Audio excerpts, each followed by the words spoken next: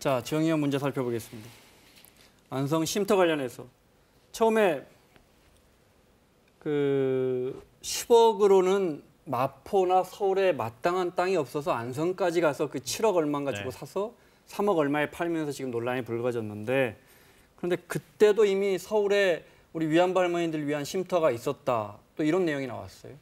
왜 이걸 초기에 얘기하지 않았을까? 오히려 얘기하지 않음으로 인해서 더 의심을 사는 거 아닌가 이런 생각도 좀 드는데요. 그러니까 정의기억연대 사무실에서 한 500m 떨어진 곳입니다. 마포구 연남동이라고 하는 곳인데요. 여기에 정대협이 2012년 1월 명성교회에다가 요청을 해서 할머니들의 쉼터를 마련하게 되는 겁니다. 단독주택을? 네. 근데 이거는 정대협이 이 소유를 갖고 있는 것은 아니고요. 명성교회에서 주택을 구입해서 명성교회 소유로 돼 있지만 무상임대를 하는 형태로 그렇게 쉼터를 마련했다고 어찌됐건 할머니들이 합니다. 쉴 곳은 서울에 있었다 이 말씀이시죠? 예, 그렇죠. 네. 그런데 현대중공업이 다시 10억 원을 기탁해서 그 돈으로 이제 다른 장소를 찾아서 안성에 힐링센터를 샀어요. 이게 이제 조금 복잡하지만 제가 정리를 해서 말씀드리면요. 2011년에 당시 이제 그 정대협에서 운영하던 쉼터가 있었는데 그 쉼터가 재개발에 들어가게 되는 거예요. 그래서 철거 예고 통지까지 날아오는 상황이기 때문에 할머님들이 생활하실 공간이 급히 필요했던 겁니다. 그래서 그 당시에 김복동 할머니가 현대중공업의 대주주인 정몽주 의원을 만납니다. 그래서 좀 쉼터를 마련해 주셨으면 좋겠다 얘기를 하는데 그때는 현대중공업에서 명확하게 답변을 하지 않았어요. 그러니까 그 사이에 명성교회하고도 또 접촉을 해서 우리 쉼터가 필요합니다라고 하니까 명성교회에서 2012년 3월에 그 주택을 구입해서 쉼터로 이용할 수 있도록 해주고요. 그 다음에 현대중공업에서 우리가 10억 원의 지정 기탁을 기부를 해주겠습니다.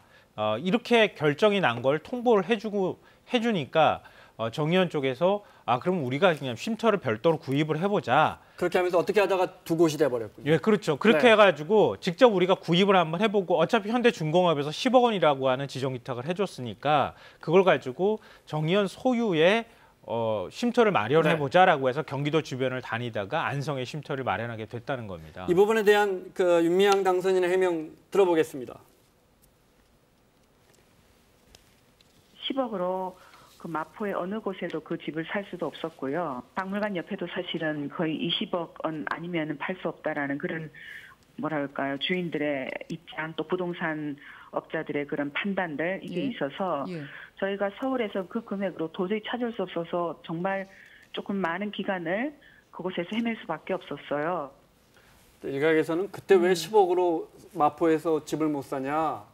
네, 이런 지적들이 나옵니다. 당시에 그러면 마포구 성산동 일대 단독주택 거래가가 시세가 어느 정도였느냐. 우리가 보통 국토교통부 실거래가 시스템을 많이 보거든요.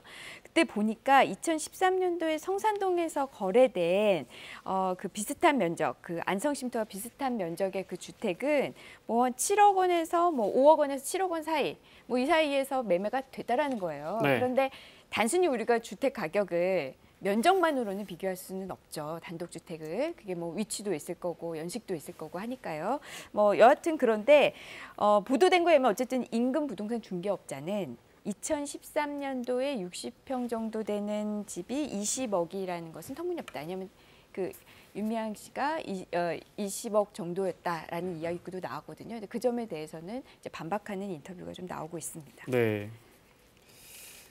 이게 현대중공업이 10억 기탁하면서 사회복지 공동모금회 통해서 지정 기부했기 때문에 사회복지 공동모금회가 의무적으로 그 장부를 들여다보나 봅니다. 그런데 그때 이미 이 장부가 부실했다 이런 결정이 있었더군요.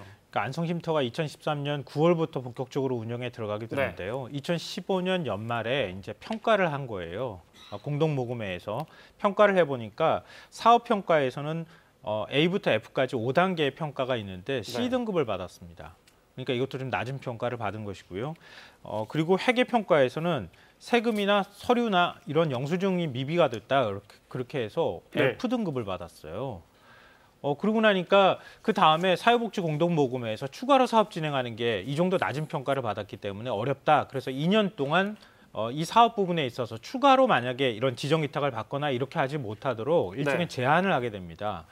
그리고 그 평가가 나오고 난 다음에 정의연 쪽에서 그러면 이 사업 우리가 더 이상 운영할 수가 없다. 이렇게 최종적으로 결정을 내리고 사회복지공동모금회하고 협의하고 현대중공업 측에도 얘기를 해서 2016년도에 사업 종료를 그냥 결정을 하게 됩니다. 네. 그리고 그 다음에 이제 매각을 하기 위해서 매물로 내놓은 거예요. 안성쉼터를. 그게 몇 년이나 걸려서 최근에 팔렸고. 그게 이제 근 4년 가까이 걸려서 네. 지난달에 이제 매각이 된 겁니다. 4억 2천만 원에. 네.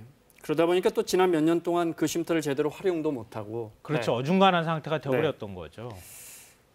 하나 더 살펴볼까요?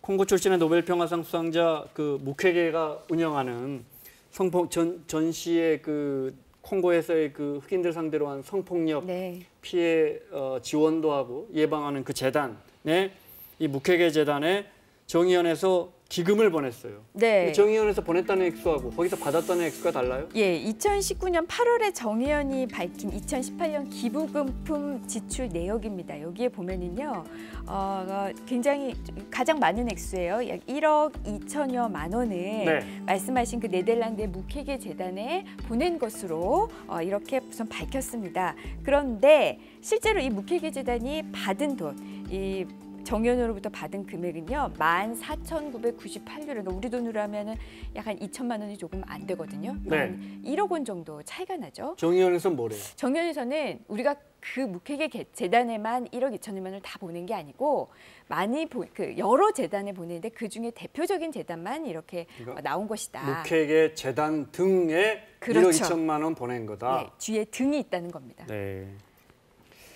앞서 잠깐 이야기했지만 2012년에 저 윤미향 당선인이 이제 정대협 이사장 할 때인가요, 그때? 아파트를 경매로 샀는데 2억 6천만 원 정도. 당연히 잔금을 경매 대금을 지급했을 텐데 이 돈을 어디서 난 겁니까? 물어보니까 저 원래 살던 집 팔고 팔아서? 그 대금으로 네. 낸 거예요 했는데 아니 그 집은 더 뒤에 팔았던데요 하니까 다시 생각해 보니 적금 해지하고 주변에서 좀 도움받아서 빌려서 샀습니다. 이렇게 됐어요. 네, 뭐 다 설명하신 거랑 마찬가지인데요. 네. 2012년 3월에 경매를 통해서 아파트를 구입하게 됩니다. 그게 이제 2억 3천 가까이 되는 금액이었고요. 원래 살던 아파트, 이게 경매 같은 경우에 보통 현금으로 바로 지급을 해야 되잖아요. 네. 낙찰받으면. 그 금액이 어디서 났느냐 이제 이렇게 물어보니까 2013년 1월에 매도한 아파트인데 어떻게 미리 돈을 당겨가지고 지급할 수 있느냐. 이게 네. 말이 안 되는 거다. 그러니까 애초에 경매받을 때 그 돈의 출처가 뭐냐. 이렇게 묻게 되니까 앞서 이제 그런 얘기를 했던 거예요. 원래 살던 아파트를 매도하고 내가 경매로 낙찰을 받은 것입니다. 라고 했는데 시점이 안 맞으니까 이게 도대체 어떻게 된 거냐라고 다시 네. 물어보니까 내가 그동안에 적금 통장이나 이런 거 다 깨고 가족들한테 돈을 빌려서 그 나머지 돈을 네. 해결했습니다. 이렇게 얘기를 한 거죠. 그러니까 해명이 번복되면서 원래 해명했던 것에 대해서 약간 신빙성이 떨어지는 이런 문제가 발생한 겁니다. 네. 마무리 질문은 처음 문제 제기한 이용수 할머니는 우리 살아계신 할머니들 중에서도 아주 중요한 분이시죠. 비중이 큰 인물입니다. 할머니가 정의연을 비판하고 정대협을 사실상 이끌어온 분을 우리가 국회의원을 만들어줬는데 그분에 대한 의혹이 꼬리를 무는 뭐가 문제입니까? 근본적으로 어디서 첫 단추가 잘못 끼워졌다고 보십니까?